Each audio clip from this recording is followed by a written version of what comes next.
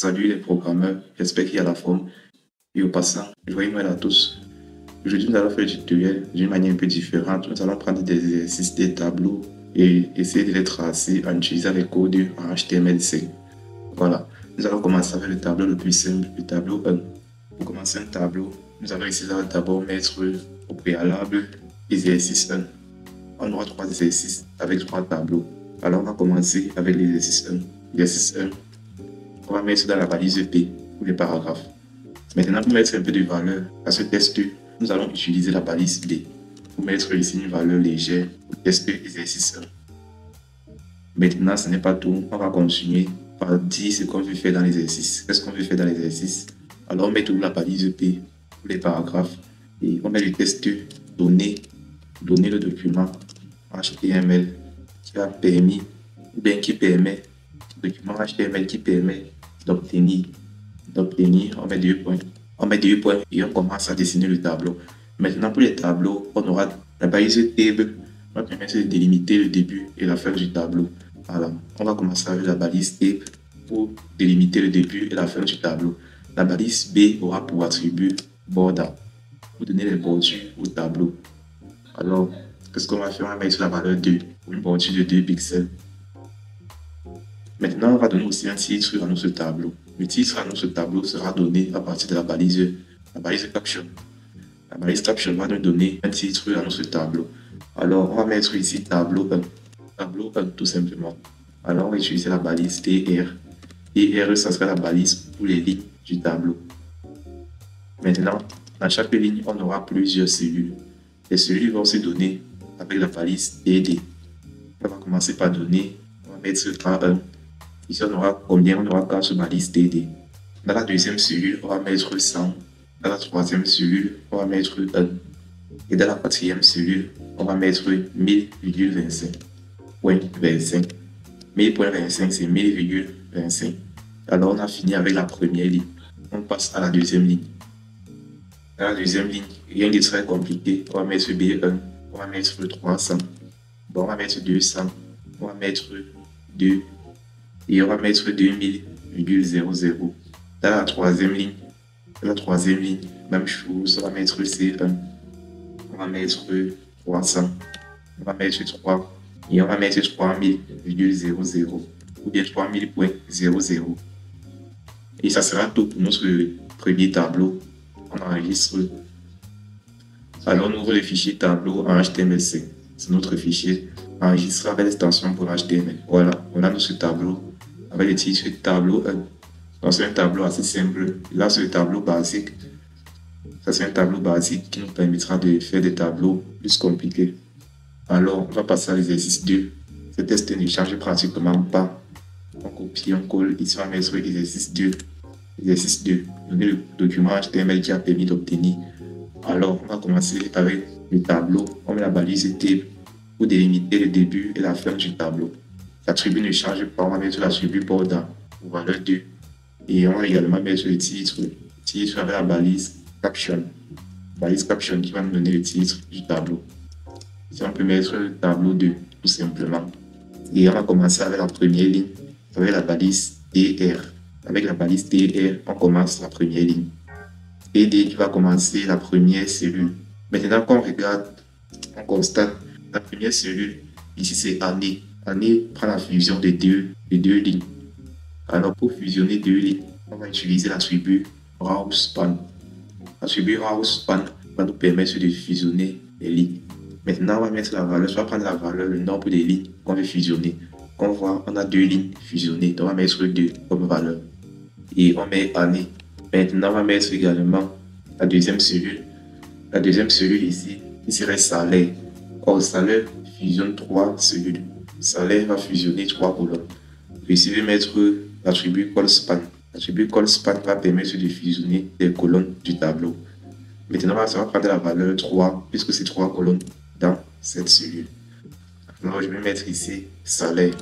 On a fini ainsi la ligne. On ferme la balise TR. Maintenant, on a une nouvelle balise TR pour la deuxième ligne. Dans la deuxième ligne, on va commencer avec la première cellule. Pour la première cellule de la deuxième ligne, ce n'est pas année, mais on va commencer directement avec nord. Nord, sud et total. Ici, on va commencer à mettre nord. Ensuite, comme deuxième cellule, de cette deuxième ligne, on va mettre sud. Et ensuite, comme troisième cellule, on va mettre total. Voilà, et ensuite on ferme la balise DR pour finir la deuxième ligne. On passe à la troisième ligne. Le reste est assez simple, rien de compliqué. On va commencer avec 2005. 2005. Ensuite, 10 ME pour 10 millions. 10 millions, 10 grand M. Et ensuite, 8 grand M pour 8 millions. Et enfin, 18 grand M pour 18 millions.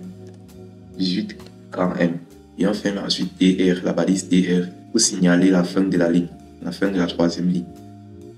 On va mettre une quatrième ligne, toujours assez simple, rien de compliqué, aucune fusion.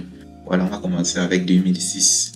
2006, ici on va mettre 14 grand M, ici on va mettre 11 grand M, 11 grand M. Et enfin, on va mettre 25 grand M. Et après, on aura la balise tape fermée pour signaler la fin du tableau. Dans un tableau assez simple, on va enregistrer, on enregistre, on actualise dans le navigateur. On a un deuxième tableau qui apparaît avec ici année qui fait fusionner 2 lignes, salaire qui fait fusionner 3 colonnes. Voilà, donc ça c'est simple. Maintenant, ce qu'on va faire, on va mettre année et salaire comme des en-têtes du tableau. Pour les mettre comme des en-têtes du tableau, ce n'est pas compliqué. Il suffit de venir remplacer la balise TD par la balise TH. Donc TH, on ouvre et on ferme TH. TH, on ouvre et on ferme ici TH. Donc ça c'est simple. On enregistre, on actualise et on a ici une valeur, une mise en valeur légère qui apparaît, signalant ainsi qu'il s'agit bel et bien des en-têtes du tableau. Donc ici tu as en-tête année et en-tête salaire. Pour transformer les éléments en en-tête, il suffit de remplacer la balise TD par la balise TH. Donc c'est assez simple.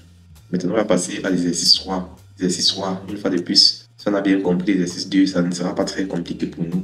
Ici on va mettre l'exercice 3 et on va commencer avec la balise tape pour donner le début et la fin du tableau.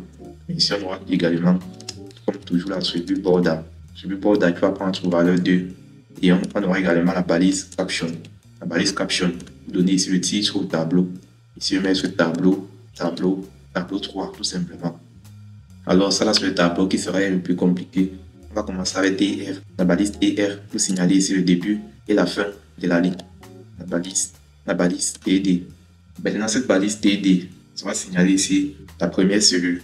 Or, la première cellule ici fait fusionner, attends je compte de 1, 2, 3, 4, 5, fait fusionner 5 colonnes. On va mettre ici l'attribut AllSpan pour la fusion de 5 colonnes, avec pour valeur 5, pour la fusion de 5 colonnes. Et ce n'est pas tout, on va utiliser un nouvel attribut qui va se nommer l'attribut align. Align qui on va mettre la valeur 5. Et on va mettre l'écriture, on va mettre le test comparatif modèle économique. Comparatif modèle économique. Voilà. Et ensuite on ferme la balise TD.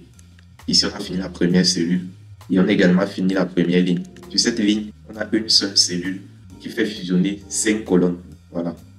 On continue avec la deuxième ligne. Dans cette deuxième ligne, on va utiliser la balise TH pour les en-têtes. À l'intérieur, le modèle fait fusionner 3 colonnes. On va mettre ici CallSpan. On va utiliser l'attribut CallSpan. Cette fois-ci pour valeur 3 pour la fusion de 3 colonnes. Et on va mettre le modèle. Et on va également mettre une nouvelle balise TH. Cette fois-ci pour vitesse en km par heure. Ça fait fusionner 2 lignes.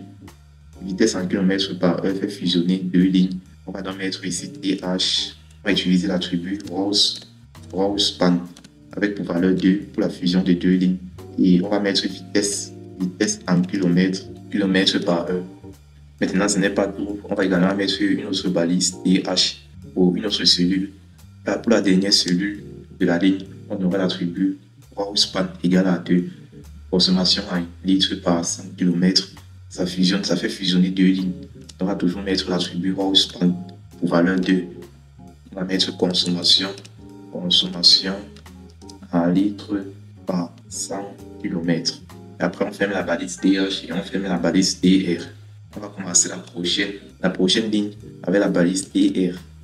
À l'intérieur, on va mettre la balise TH pour la première cellule. Vu que c'est une cellule d'en-tête, on va mettre la balise TH pour cela, comme c'est une en-tête. On va donc mettre la balise TH avant de mettre marque qui va se mettre légèrement en gras pour signaler qu'il s'agit d'une cellule d'en-tête.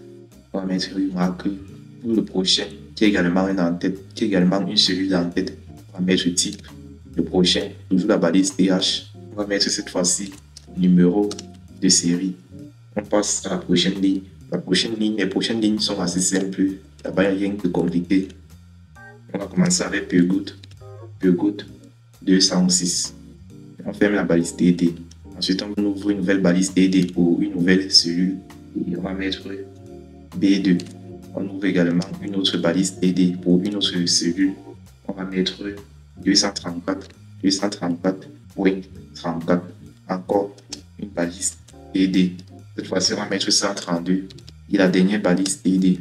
La dernière balise TD, on va mettre 5.7. 5,7. Voilà. On va terminer avec la dernière ligne. La dernière ligne, on va commencer avec Citroën AX. Ensuite, on va mettre AT 6788. Ensuite, on va mettre 6789. Ensuite, on va mettre 126. Et enfin, on va mettre 5.5. Mi pour 5,5. 5.5. Et on finit ainsi le tableau. En fermant la balise table, on marque la fin du tableau. On enregistre. Au niveau du navigateur, on actualise. Et là, on a notre tableau qui apparaît. Mais bien sûr, modèle, marque, type, tout ça sont des cellules d'en-tête. On a également vitesse en km/h. Voilà, tous ceux qui sont mis en gras sont des cellules d'en-tête. Avec la balise B, ceci soit mis en gras pour une mise en valeur légère. On peut aller consulter la page de source. Dans la page de source, on retrouve tout notre code de source. Voilà. Donc, vous constatez que les tableaux sont simples. Les tableaux sont très simples. Et avec ces 3 exercices qu'on vient de faire, vous êtes capable de dessiner tous les tableaux de votre choix. Donc, c'était assez simple, c'était assez rapide pour ce tutoriel sur les tableaux. J'espère qu'avec ce tutoriel, vous pouvez dessiner tous les tableaux de votre choix. Mais si vous avez des questions, des préoccupations, des incompréhensions, n'hésitez pas. Les commentaires sont là pour ça. Partagez au maximum si vous avez apprécié. Et abonnez-vous à la chaîne si ce n'est pas encore fait. Donc, merci de partager au maximum, merci de liker. Et on se retrouve donc très bientôt pour le prochain tutoriel. Donc, joyeux Noël à tous et bonnes fêtes du nouvel an. On se retrouve donc l'année prochaine pour le prochain tutoriel. À très bientôt à vous. C'était Freddy. En plus à vous, les programmeurs.